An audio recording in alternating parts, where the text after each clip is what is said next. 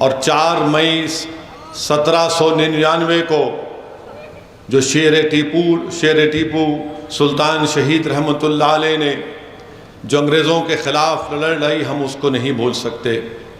आज हम क्या देख रहे हैं कि जो मुसलमानों से नफ़रत करते हैं वो टीपू सुल्तान के ताल्लुक़ से झूठ और गलत बयानी से काम करते हैं।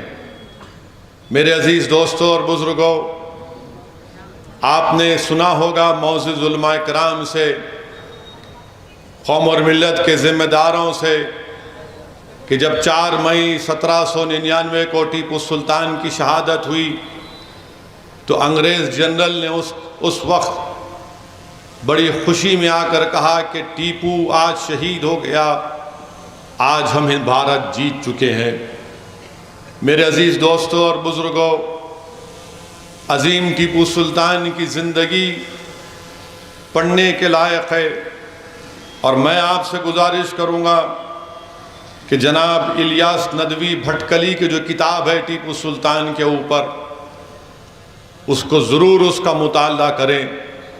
अगर नौजवानों को वक्त मिला जिसको उर्दू नहीं आती, अंग्रेज़ी में भी वो किताब दस्तयाब है, क्योंकि टीपू सुल्तान की ज़िंदगी के वाक़यात पढ़ने से ही हमको मालूम होगा कि टीपू सुल्तान की अंग्रेज़ों से जंग और टीपू सुल्तान की शहादत कैसे भारत को आज़ादी दिलाने का एक रास्ता बताती है। मेरे अज़ीज़ दोस्तों और बुज़ुर्गों, शहीद टीपू सुल्तान की परवरिश के ताल्लुक़ से इलियास भटकली अपनी किताब में लिखते हैं कि उनके वालिद हैदर अली ने, जो ख़ुद ज़्यादा पढ़े लिखे नहीं थे, उन्होंने टीपू सुल्तान की तालीम का बेहतरीन इंतज़ाम किया और टीपू सुल्तान को इतना काबिल बनाया कि टीपू सुल्तान ना सिर्फ दीन के बारे में जानते थे बल्कि टीपू सुल्तान फ़ारसी, अरबी, कन्नड़ा और फ्रेंच ज़बान भी बोलना और लिखना जानते थे।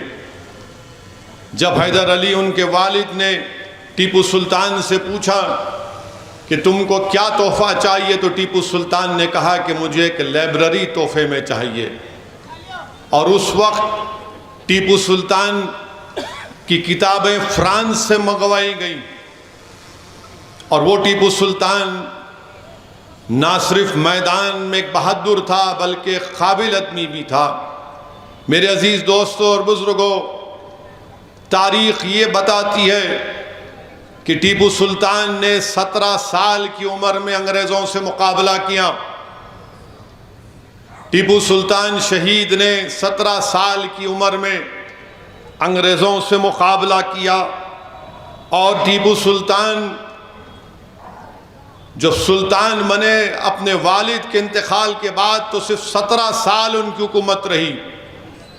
17 साल में टीपू सुल्तान ने साहिली इलाक़ों में फैक्ट्रियाँ बनाई, असलहा बनाने की फैक्ट्रियाँ बनाई, रॉकेट बनाने की फैक्ट्री बनाई और टीपू सुल्तान ने ऐसे रॉकेट बनाए कि बड़े बड़े एमुनेशन बनाने वाले भी आज भी टीपू सुल्तान को सलाम करते और खराज अकीदत पेश करते हैं कि दुनिया की जंग में अगर किसी ने रॉकेट में बेहतरी पैदा की तो उसका नाम टीपू सुल्तान था।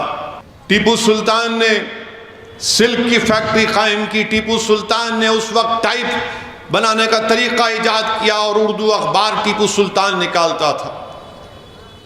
पहली जंग टीपू सुल्तान ने 17 साल की उम्र में अंग्रेज़ों के खिलाफ लड़ी। दूसरी जंग टीपू सुल्तान ने 1880 4 साल टीपू और हैदर अली ने अंग्रेज़ों से जंग लड़ी। तंजौर में टीपू सुल्तान को कामयाबी मिली और इस 4 साला जंग के दौरान हैदर अली रहमतुल्लाह अलैह का इंतकाल हो जाता है। तीसरी मर्तबा टीपू सुल्तान ने जंग लड़ी तो अंग्रेज़ों के साथ मराठा और निज़ाम थे। टीपू सुल्तान को कामयाबी नहीं मिली। टीपू सुल्तान को कामयाबी नहीं मिलने का गम इतना था कि मौर्रख लिखता है कि टीपू सुल्तान उस वक्त से तीसरी जंग जो अंग्रेज़ों के खिलाफ लड़ी टीपू सुल्तान ने, वो ज़मीन पर पत्थर पर सोते थे। उनको इतनी तकलीफ़ थी कि मैं अंग्रेज़ों से कामयाबी हासिल नहीं कर सका। चौथी जंग जो हुई अंग्रेज़ों के खिलाफ टीपू सुल्तान की, तो चार जंगें टीपू सुल्तान ने अंग्रेज़ों के खिलाफ लड़ी। मेरे अजीज़ दोस्तों, लिखने वाले ने लिखा कि टीपू सुल्तान ने एक आलीशान मस्जिद को तामीर किया जिसका नाम मस्जिद आला रखा। टीपू सुल्तान ने उसमें 4 कतबे तामीर लिखवाए उस वक्त के मशहूर खत्तातों से। उसमें एक कदवे में मस्जिद का जिक्र, एक में अल्लाह सुब्हानहू तआला के 99 अस्माए हसना, एक कदवे में रसूलुल्लाह सल्लल्लाहु अलैहि वसल्लम के 99 अस्माए ग्रामी, और चौथे कदवे में टीपू सुल्तान ने जिहाद पर खत्तातों से लिखाया। और उस मस्जिद के ताल्लुक से कहा जाता है कि टीपू सुल्तान की जब उम्र 7 साल की थी तो किसी एक अल्लाह के वली ने टीपू सुल्तान के चेहरे को देखकर कहा कि एक दिन तू मैसूर का बादशाह बनेगा। और टीपू सुल्तान से कहा कि जब तुम मैसूर का बादशाह बन जाओगे तो तुम मस्जिद को तामीर करना। उस वक्त उनके वालिद महज एक मुलाजिम थे, हैदर अली एक मुलाजिम थे। मैं इस बात का जिक्र इसलिए कर रहा हूं कि टीपू सुल्तान की जिंदगी को पढ़ना बेहद जरूरी है। इसी से नौजवानों को, हम सबको एक हौसला मिलता है नाइंसाफी के खिलाफ करने के लिए। ये आज हम जलसा मना रहे हैं कि मुसलमानों का जंग आज़ादी में रोल, तो टीपू सुल्तान की कुर्बानी को कोई नहीं बुला सकता। चौथी जो जंग अंग्रेज़ों से हुई, ये लफ्ज़ 4 को याद रखो आप। 4 जंगें टीपू सुल्तान ने अंग्रेज़ों से की। और हमारे पड़ोसी रियासत में कर्नाटक में टीपू सुल्तान और सावरकर के ऊपर बहस हो रही है। तो टीपू सुल्तान 4 बार अंग्रेजों से जंग लड़े, और जब चौथी जंग हुई टीपू सुल्तान की अंग्रेजों से, तो मीर सादिक ने गद्दारी की। मीर सादिक ने गद्दारी की, अंग्रेजों से मिलकर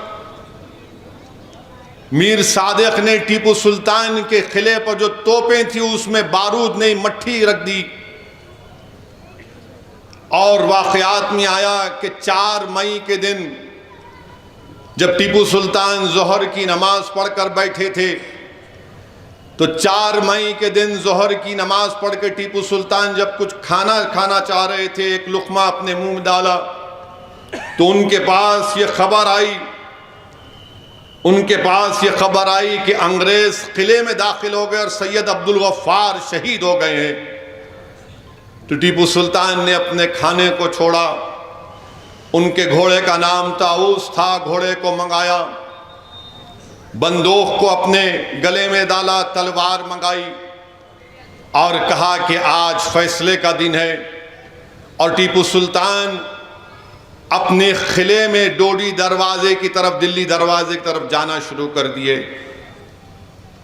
तो मीर सादिक ने अंग्रेजों को बताया कि सुल्तान टीपू शहीद निकल चुके हैं।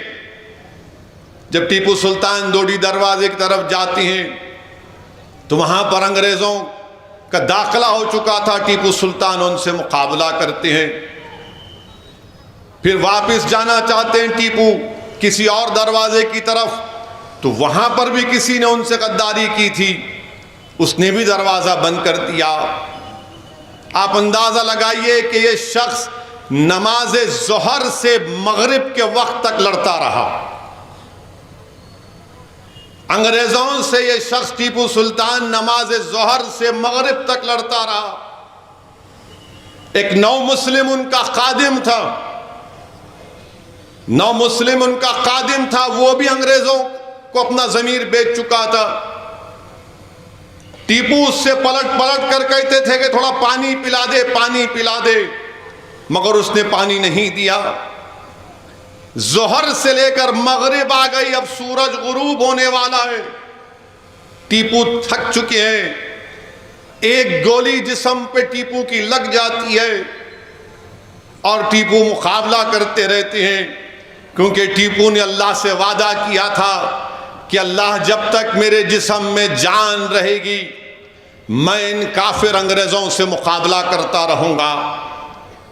फिर इनके सामने जो एक और गद्दार था, वो अंग्रेजों से उंगली से इशारा कर कर कहता है कि यही सुल्तान है, इसको मार दो। मेरे अजीज दोस्तों और बुजुर्गों, लिखने वाले ने अच्छा लिखा कि टीपू सुल्तान ने सिब्त रसूल सल्लल्लाहु अलैहि वसल्लम की सुन्नत पर चलकर यह बता दिया, जिस तरह करबला के मैदान में आले रसूल और इमाम हुसैन को प्यासा रखा गया था, टीपू ने भी सिब्त रसूल इमाम हुसैन और आले रसूल की सुन्नत पर चलकर बता दिया कि जालिमों से मुकाबला होगा और पंजा आजमाई होगी। आप अंदाजा लगाइए कि जोहर से लेकर टीपू लड़ रहे हैं, मगरिब का वक्त आ गया, गोलियां चलती हैं टीपू सुल्तान के ऊपर, एक नहीं 3 गोलियां टीपू को लगती हैं, तो टीपू गिरते हैं। तो एक गोरा अंग्रेज आकर टीपू सुल्तान के जिस्म को हाथ लगाता है, तो टीपू सुल्तान की गीरत जागती है। टीपू सुल्तान ये कहते हैं कि तू नजीस है, तू मेरे जिस्म को कैसे हाथ लगा सकता है। टीपू फिर खड़े हो जाते हैं और उस अंग्रेज जो आपके जिस्म को हाथ लगाकर आपके जिस्म से जो हीरा लेना चाहता था, टीपू उस पर वार करते हैं। वो अपनी बंदूक की नाल से अब टीपू के वार को रोकता है। लिखने वाले ने लिखा कि टीपू ने अपने अतराफ में जितने अंग्रेज थे उनको वासिले जहन्नम किया, तो एक अंग्रेज उनकी दाईं कनपट्टी पर बंदूक लगाकर गोली चला देता है और टीपू की रूह परवास कर जाती है। मेरे अजीज दोस्तों और बुजुर्गों, जब टीपू शहीद हो जाते हैं, गिर जाते, अंग्रेज यकीन नहीं करते। अंग्रेज ये समझते हैं कि टीपू फ्रांसीसी सिपाहियों के साथ किसी और जगह पर निकल गए, मगर बाद में उनका जो नौ मुस्लिम खादिम था जो अपना ईमान बेच चुका था, वो आकर निशानदेही करता है कि हाँ, ये टीपू सुल्तान की लाश है। अंग्रेज ने जब देखा तो टीपू सुल्तान की आंखें खुली थीं और लिखने वाले ने लिखा कि ऐसा लग रहा था कि टीपू अपनी आंखों से अंग्रेजों से कह रहा है कि देखो मेरी आंख अभी बंद नहीं हुई है। टीपू की आंखें खुली थीं। अंग्रेज जनरल ने जब टीपू के जिस्म को हाथ लगाया तो देखा कि जिस्म गर्म था टीपू का। तो लिखने वाले ने लिखा कि रूह तो परवास कर गई थी, मगर टीपू का जिस्म और रूह अंग्रेजों के इस मुल्क से भगाने के लिए खो चुकी थी। मेरे अजीज दोस्तों और बुजुर्गों, टीपू सुल्तान वो सुल्तान था जिसके पास कश्तियां थी, एक नहीं 40 कश्तियां टीपू के पास थी। इसने अपना वफद भिजाया था सल्तनत उस्मानिया के खलीफा के पास, और जब वो वफद गया तो टीपू ने यह कहा कि जब तुम उस वक्त इस्तांबुल को जब वफद जा रहा था, टीपू ने कहा कि रास्ते में करबला पड़ेगा, इमाम हुसैन के आस्थाने पर जाकर मेरा सलाम पहुंचाना। टीपू सुल्तान की कुर्बानी की एक बहुत बड़ी किताब, एक दास्तान है मेरे अजीज दोस्तों और बुजुर्गों। मगर आज वतन अजीज में ऐसे लोग हैं जो टीपू सुल्तान से नफरत करते हैं और टीपू सुल्तान की कुर्बानी को मिटाना चाहते हैं। टीपू ने 4 मरतबा अंग्रेजों से जंग की और सावरकर ने 4 मरतबा अंग्रेजों से माफी का खत लिखा। यह फर्क है टीपू में और सावरकर ने। टीपू ने जंग लड़ी तलवार के साथ और 17 साल टीपू को हमेशा मुकाबला करना पड़ा अंग्रेजों से, तो कभी निजाम वक्त से, तो कभी मराठाओं से। और तारीख ने बता दिया कि जो गद्दारी करते हैं उनका भी हाल दुनिया ने देख लिया कि वही मीर सादिक को, टीपू के एक कड़पा के वफादार जनरल थे, उन्होंने कहा कि मीर सादिक, क्या तू ये समझता कि हम नहीं जानते कि हमारी सफ़ों में गद्दार कौन था? अगर आज अल्लाह हमको फतह कर देगा तो कल सुबह में टीपू तुमको फांसी पर लटका देगा। मगर मीर सादिक हंसता है, तो वो कड़पा के टीपू के वफादार जनरल एक तलवार उठाकर मीर सादिक की गर्दन उड़ा देते हैं। और जब टीपू डोडी दरवाजे की तरफ जा रहा था तो टीपू ने मीर सादिक से कहा, मैं जानता हूं तू गद्दार है, मगर याद रख, नस्ल दर नस्ल जमाना ऐसा आएगा कि लोग तुझे देखकर थूकेंगे, और वक्त ऐसा ही आया, आज भी अगर कोई लोग मीर सादिक की कब्र के पास से गुजरते हैं तो कहते हैं कि गंदी बदबू आ रही, यहां से हट जाओ। ये गद्दारों का हाल होता है। मेरे अजीज दोस्तों और बुजुर्गों, फिर टीपू सुल्तान के ताल्लुक से बहुत सी बातें हमारे मुसलमानों से नफरत करने वाले कहते हैं कि टीपू हिंदुओं के खिलाफ था। आज इस जलसे से उनको मैं पैगाम देना चाहता हूं कि टीपू हिंदुओं के खिलाफ नहीं था, टीपू उन मुसलमानों के भी खिलाफ था जो अंग्रेजों की गुलामी को कबूल कर चुके थे, जैसा कि निजाम वक्त ने किया था। टीपू ने मराठाओं के खिलाफ था क्योंकि अंग्रेजों से मिले थे उस वक्त के मराठा। टीपू कर्नाटका के नवाब के खिलाफ था क्योंकि वो अंग्रेजों से लड़ना नहीं चाहते थे, बल्कि टीपू ने मुसलमानों की जमात को अपनी सल्तनत से बाहर कर दिया था। टीपू ईसाइयों के भी खिलाफ था क्योंकि अंग्रेजों से मिले हुए थे। ये टीपू सुल्तान था। मगर आज उन लोगों को जवाब देना जरूरी है कि जो टीपू सुल्तान के ताल्लुक से ये कहते हैं कि टीपू हिंदू भाइयों के खिलाफ था। तो मैं उन पागलों से कहना चाहूंगा कि किताब है जिसके ऑथर का नाम बीएन पांडे है। बीएन पांडे क्या कहते हैं टीपू सुल्तान के बारे में, और ये मौर्रिख है, ये बड़े मशहूर मौर्रिख है, और ये कोई ऐसा नहीं लिख देते मनगढ़ंत कहानियां, इनके पास हर चीज का रिकॉर्ड होता है। बीएन पांडे ने एक किताब है जिसमें उन्होंने औरंगजेब और टीपू सुल्तान पर लिखी। उन्होंने टीपू सुल्तान के बारे में क्या लिखा कि टीपू एक अरकाट में एक अल्लाह के वली थे, मस्तान औलिया के नाम से उनके नाम पर टीपू रखा गया। टीपू के ताल्लुक से वो कहते हैं कि टीपू ने जगत गुरु हिंदू मठ के सिंगरी को खतो किताबत की, उनको तोहफे और तवाइफ दिए, उन्होंने उनको 12 हाथी दिए, सोना दिया, हीरे जवाहरात दिए। श्री नारायण स्वामी मंदिर को मेलाकोट में, एक सोने का कप श्री श्रीकंतेश्वर मंदिर को नंजागुंड में टीपू ने दिया। टीपू ने 7 चांदी के कप, एक चांदी का उद्यान श्री रंगनाथा मंदिर के श्रीरंगापट्टनम को दिया। टीपू ने पैसे दिए कोंजावीरम की मंदिर की तामीर के लिए। एक चैरियट त्योहार होता था, टीपू उसमें भी अपनी हुकूमत की तरफ से पैसे देते थे ताकि पटाखे फोड़े जाए। टीपू जमीनात दिए गंडीकोट की मंदिर को, ये बीएन पांडे लिखते हैं। टीपू नारायण स्वामी मंदिर को जमीनात दिए, चिन्ना के स्वामी मंदिर को जो मंचूर में है टीपू ने जमीनात दिए। टीपू ने पुलिवंदाला में वहां पर उस मंदिर को इनाम लैंड दिए। ये तमाम चीजें क्या बताती हैं, टीपू ने जो क्रिश्चियन कम्युनिटी में सीरियन क्रिश्चियन होते उनके इंतजाम किया। आर्मीनियन ईसाइयों के लिए टीपू ने उनको पूरी सहूलतें फराहम की। टीपू ने जो गोवा का आर्च बिशप था ईसाई, उसको कहा कि आप कैथोलिक प्रीस्ट को भिजाइए ताकि जो मैसूर में ईसाई हैं उनको उससे फायदा मिल सके। ये तमाम चीजें क्या बताती हैं? अगर असदुद्दीन ओवैसी गलत कह रहा है तो बीएन पांडे तो गलत नहीं कह सकता ना।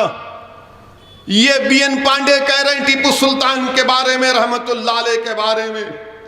मेरे अजीज दोस्तों और बुजुर्गों, और टीपू सुल्तान के बारे में ये भी बात मशहूर है कि जब मराठाओं से जंग होती थी, उस वक्त के मराठाओं से 2 मरतबा टीपू सुल्तान जंग में जब वहां की मराठा खवातीन उनके कब्जे में आई तो टीपू सुल्तान ने उनको अलहदा इंतजाम किया और अपनी फौज के साथ उन खवातीन को वापस मराठाओं के हवाले किया।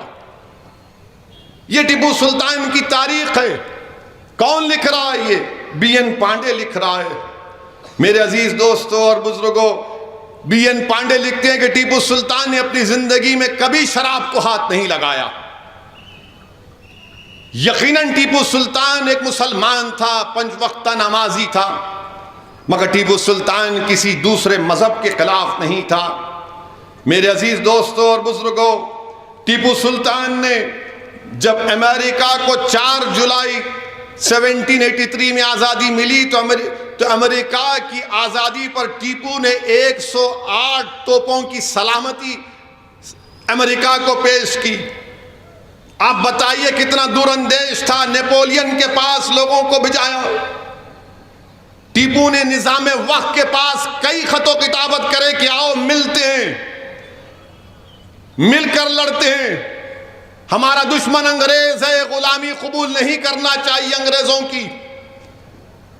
टीपू के कई खतों किताब, बल्कि उस वक्त के निजाम वक्त का नाम याद नहीं आ रहा। टीपू ने जाकर जब उनके वालिद जिंदा थे मुलाकात की, उनको हाथी दिए, जवाहरात दिए, तो उस वक्त के निजाम ने टीपू को खिताब दिया था कि नसीबुद्दौला का खिताब दिया था। मेरे अजीज दोस्तों और बुजुर्गों, ये टीपू सुल्तान के वाक़यात हैं। ये टीपू सुल्तान के बारे में बीएन पांडे ने अपनी किताब में लिखा। मैं आपसे गुजारिश करूंगा नौजवानों से कि टीपू की ज़िंदगी का मुताला करें। और जो लोग आज मुसलमानों से नफरत की बुनियाद पर टीपू सुल्तान से नफरत करते हैं, तुम बताओ फिर बीएन पांडे जो लिख रहा है वो सच है या झूठ है? अगर झूठ है तो तुम बताओ तुम्हारे पास क्या रिकॉर्ड है। हाँ, बादशाह वक्त है, अगर कोई बादशाह के खिलाफ लड़ेगा तो बादशाह मजहब नहीं देखता था। मेरे अजीज दोस्तों और बुजुर्गों, वहीं पर अगर ये बात भी अगर इनको समझ में नहीं आई तो भारत की आज़ादी के बाद 1950 में हमको पहला आइन मिला, कॉन्स्टिट्यूशन मिला। उस आइन की जब किताब बनाई गई थी, उस किताब में भारत के कॉन्स्टिट्यूशन में उन तमाम लोगों की तस्वीर है जो आज भाजपा के लोग टीपू से नफरत करते हैं। बताओ, क्या तुम सरदार पटेल से ज्यादा अक्लमंद थे? या तुम हो कि सरदार पटेल की मौजूदगी में जो भारत की आइन कॉन्स्टिट्यूशन बनने के बाद एक किताब छापी गई थी, कानून साज असेंबली, कॉन्स्टिट्यूट असेंबली कहते हैं, उस किताब में टीपू सुल्तान की फोटो है। उस किताब में टीपू सुल्तान की फोटो है, झांसी की रानी की फोटो है, राम लक्ष्मण सीता की फोटो है, गौतम बुद्ध की है, महावीर की है, गुरु गोविंद की है, अकबर बादशाह की है। अब बताओ ये लोग क्या कहेंगे जब जिन्होंने आजादी की लड़ाई लड़ी और भारत का आईन बनाया, उस पहली किताब में टीपू की फोटो डाली तो ये लोग को बड़ी पेट में दर्द होता है आज भी। मेरे अजीज दोस्तों और बुजुर्गों, हमको टीपू सुल्तान की कुर्बानी को याद रखना पड़ेगा। टीपू सुल्तान की कुर्बानी को याद रखना पड़ेगा। जब टीपू लड़ रहे थे अंग्रेजों ने तीनों तरफ से उनको मुहासरे में ले लिया था, तो उनका 9 मुस्लिम खादिम जो अपना जमीर बेच चुका था, पुकार कर कहा कि टीपू हथियार डाल दो, अंग्रेज तुमको तुम्हारी शान के मुताबिक तुमको इज्जत देंगे। तो टीपू ने कहा कि नहीं नहीं, मुझे ऐसी इज्जत नहीं चाहिए जिसमें अंग्रेजों से मुझको गुलामी करना पड़ेगा। तारीख बताती है कि आज जितने भारत में रजवाड़े हैं, जितने बड़े बड़े खानदान जिन्होंने भारत के कोने कोने में हुकूमत की थी, क्या तुमने मुकाबला किया था अंग्रेजों से? झांसी की रानी ने किया था, टीपू ने किया था। बताओ कितने राजाओं ने किया था? टीपू ने परवाह नहीं की अपने खानदान की। उसका खानदान कभी वहां से निकालकर बंगाल लेकर चले गए, कलकत्ता से टॉलीगंज लेकर चले गए। मेरे अजीज दोस्तों और बुजुर्गों, टीपू ने अंग्रेजों की गुलामी को कबूल नहीं किया। वहीं पर हम देखते हैं अजीज दोस्तों, मौरख लिखता है कि जब टीपू सुल्तान की लाश को जनाजे की नमाज के बाद कब्रिस्तान की तरफ ले जाया जा रहा था, तो आप अंदाजा कर सकते हैं कि मई के ज़माने में गर्मी का मौसम होता है, खूब गर्मी थी, और जब टीपू का जनाजा जा रहा था तो उसमें हिंदू भी रो रहा था, क्योंकि जब टीपू अंग्रेजों से मुकाबला कर रहा था तो हिंदू माएं बहनें अपनी जानों को भी कुर्बान कर रही थी टीपू के लिए। कह रहे थे कि सुल्तान नहीं मरेगा, हम टीपू से पहले मरेंगे। जब टीपू का जनाजा जा रहा था तो मौर्रिख लिखता है कि गर्मी इतनी शिद्दत की थी कि सन्नाटा था, लोग रो रहे थे, कोई अपने बालों को खींच रहा था।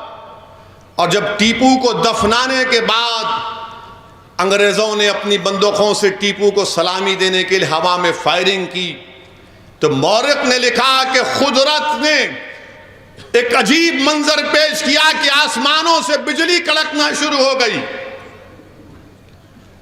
आसमान टीपू की शहादत पर रो रहा था, इतनी बिजली कड़क रही थी कि अंग्रेजों की बंदूकों की गोलियों की आवाज उन बिजलियों के सामने खत्म हो गई।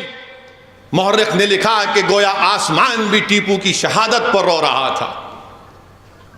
क्या मौर्रिख यह लिखता है कि जब केरला में खवातीन अपने छातियों पर कपड़ा नहीं पहनती थी तो किसने कहा कि छातियों को कपड़ा पहनना पड़ेगा? टीपू ने कहा था। टीपू ने क्या कहा था कि अगर मर्द अगर ऐसा करते हैं, बताया गया नहीं करते, तो कहा कि खवातीन को भी अपने छातियों को कवर करना पड़ेगा। इंसानों की बलि दी जाती थी, टीपू ने कहा गलत है। मेरे अजीज दोस्तों और बुजुर्गों, आज ये बेवकूफ जालिम लोग टीपू को बदनाम करते हैं। 2018 में बरतानिया में एक मशहूर और मारूफ ऑक्शन की कंपनी, हर्राज की कंपनी, उसका नाम क्रिस्टीज है, क्रिस्टीज। उन्होंने टीपू के अंगूठी हर्राज की। उसकी कीमत जब मैं पढ़ा तो ताज्जुब कर रहा था। उसकी कीमत, उस जो अंगूठी बिकी अंग्रेज पाउंड की, 1,45,000 पाउंड, 1,45,000 पाउंड की अंगूठी का टीपू की हर्राज हुई। और उस अंगूठी पर क्या लिखा हुआ था? राम का नाम लिखा हुआ था। तो क्रिस्टीज जो ऑक्शन कंपनी ने लिखा कि ताज्जुब की बात है कि एक मुस्लिम बादशाह के पास इस तरह की अंगूठी है, तो उससे क्या मालूम हुआ कि टीपू हिंदुओं के खिलाफ नहीं था, टीपू अंग्रेजों के खिलाफ था। टीपू हर उस मजहब के मानने वाले के खिलाफ था जो अंग्रेजों की गुलामी को कबूल करना चाहते थे। मगर टीपू गुलामी को कबूल नहीं करना चाहता था। टीपू इस मुल्क को अंग्रेजों की गुलामी से आजाद कराना चाहता था। टीपू अजीम मुजाहिदीन आजादी है इस भारत का।